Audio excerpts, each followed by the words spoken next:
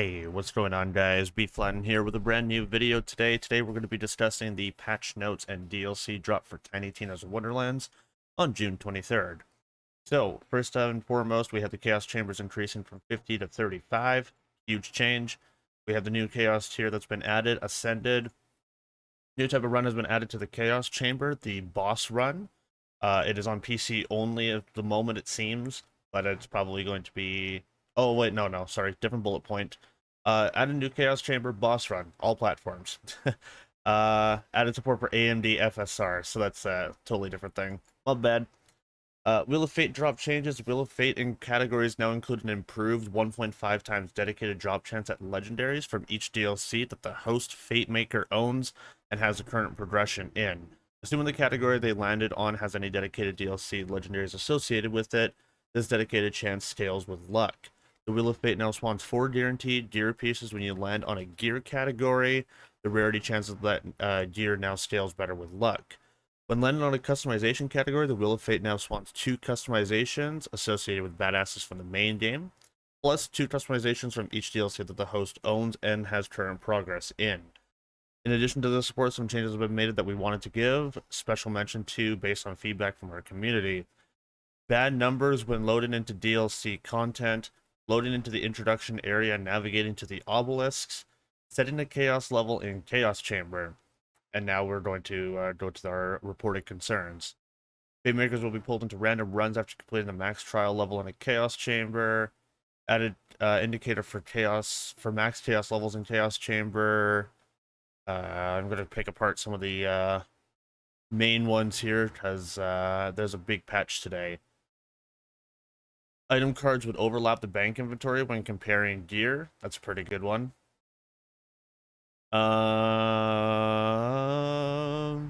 Loot would occasionally drop above the level cap.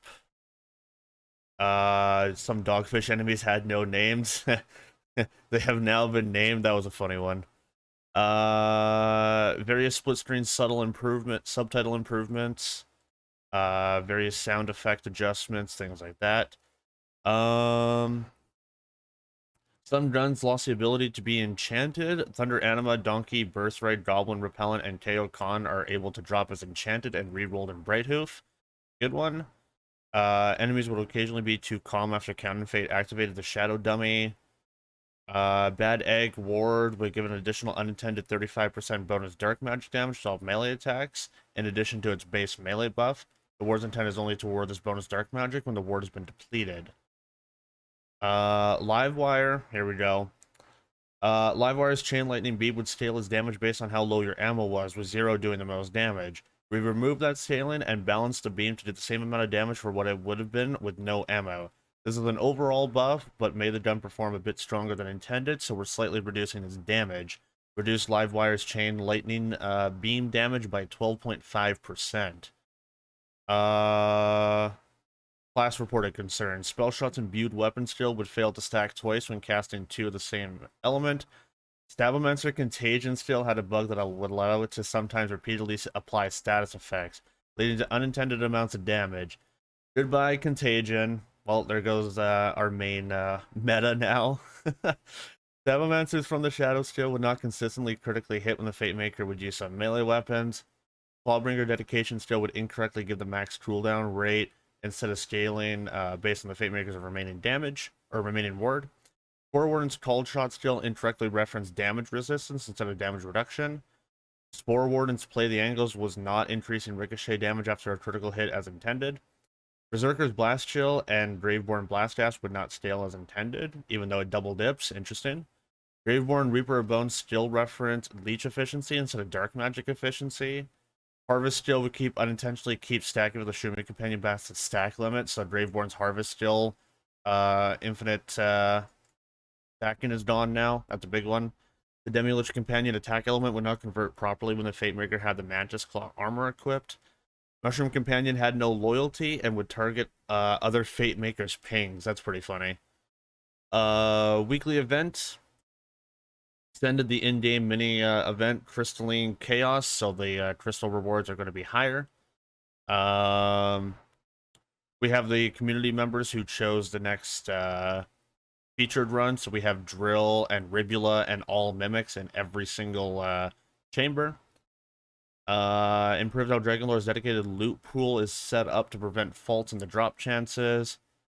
Spell adjustments. Let's see if we can pick out any main ones. Threads of Fate damage increased by 50%. That's a good one for a new build that I was playing with and overall put down. Well, we don't want to make huge adjustments until the new Blight Color class with DLC 4 is out. Interesting how they're calling it DLC and not PLC now. We are seeing that Spellshot and Clawbringer are not matching our balance expectations. Here we go. Spellshot changes. We've been using as a premier damage dealing class since the launch. Yep. Along with an amount of spell damage applied to gun damage from magic bullets. Adjusted the spell damage per stack from 10% to 8%. Interesting. Adjusted the amount of spell damage that is applied to gun damage from 15% to 12.5% from magic bullets. Clawbringer changes. Storm Smites increased base damage by 33%. That's a big one. Increased fire ability damage on gun kill by 25% from Blast Mutts. Increased lightning ability damage on melee kill by 33% as well. Indomitable decreased the cooldown duration from 120 seconds to 100 seconds. Not bad. Overall, not a bad patch.